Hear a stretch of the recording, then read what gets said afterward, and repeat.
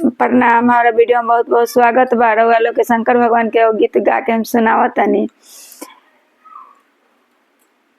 हम मोही जनती की शिवयर भंगिया हो से नाही करती ना, शिवाजी रौरा से बियावा हो से नाही करती ना, शिवाजी रौरा से बियावा हो से नाही करती ना, जानते तरहलु गौरा शिवयर भंगिया हो से काहेला अइलु ना, गौरा हमारा मंदिलिया हो से काहेला अइलु ना, गौरा हमारा मंदिलिया हो से काहेला अइलु ना,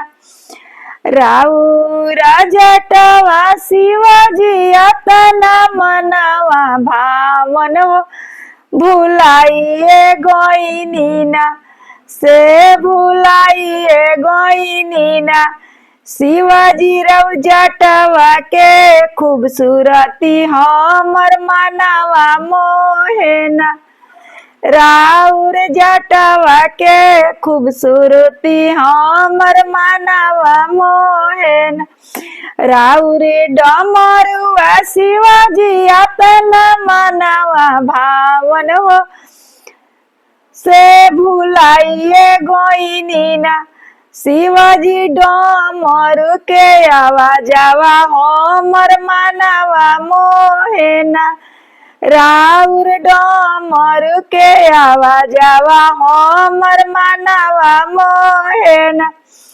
गौरा माई कहतनी कि तो राउर डमरू के आवाज हमरा बड़ी सुंदर लगल, यही से रउआ हम बियाह कर लेनी, हम भुला गइनी।